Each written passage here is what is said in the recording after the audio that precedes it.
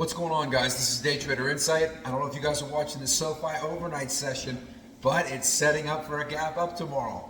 So in my last video on Sofi, I literally said that the most likely scenario, in my opinion, was now that Sofi would gap up on Monday, that it would continue to run to about 17.65, 17.7, and that it would then retrace back down to the 15.8 and test that trend line from the upside and basically consolidate down to that trend line, test it from the upside in order to validate any further movement upward, right?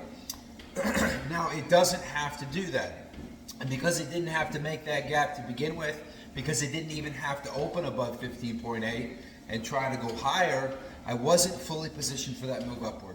You guys know I want to have 25,000 shares long term. Right now I have 17,500. I felt comfortable not going all the way back in on the full 25,000 because I had day traded that position and made over 55 cents a share or 50 cents a share on Friday, and so I had some to play with, right? I also have a $30,000 put hedge to the downside, but these are leaps. They don't expire until 2026, and they're already so out of the money that they're not going to devalue that much. Plus, if you go back and watch my last video, there's kind of a chart set up there where those puts may not lose a lot of value. Anyway, let's talk about what I'm going to do, right?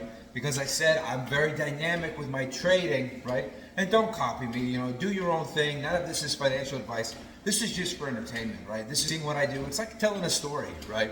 Because I've always got all these predictions. You know, so far every prediction I've made on this channel has come true, I believe, right? But again, you know, I'm not trying to give you guys any advice. It's a story, right?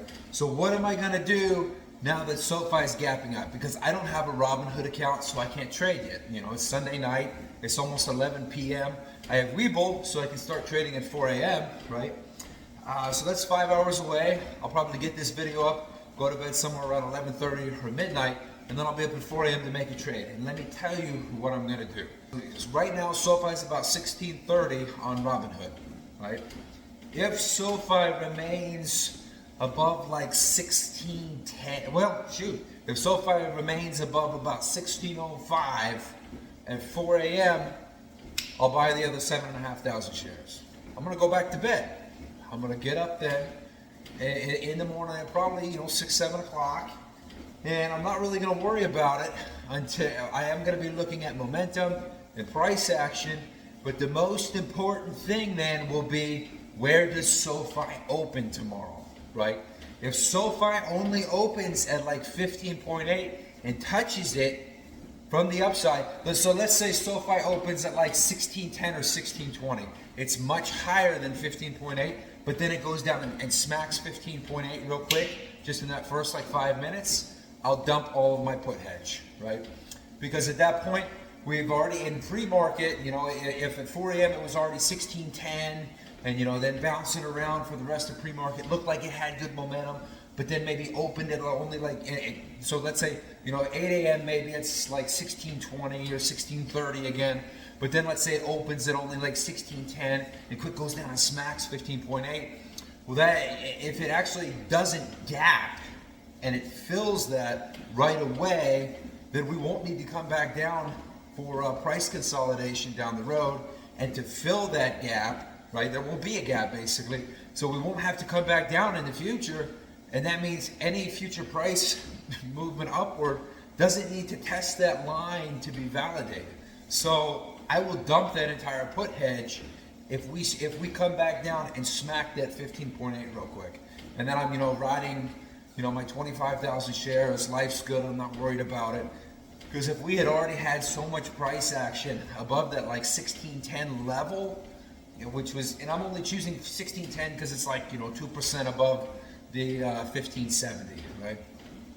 But to me, psychologically, it's a good level because it's a good distance from the key 15.8 trend line. Now, I just want to give you one other scenario.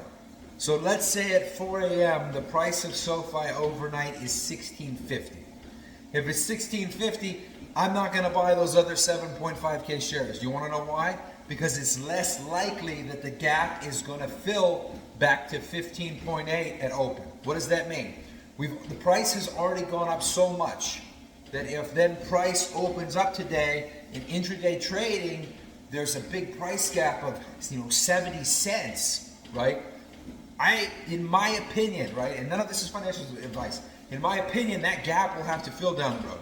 So what will we see? We'll see this crazy parabolic move to 1765 is the line that I'm looking at, right? And then I think we'll get a quick sell-off, and we'll come back down, test that 15.8 trend line to validate it, and to validate any future price movement upward.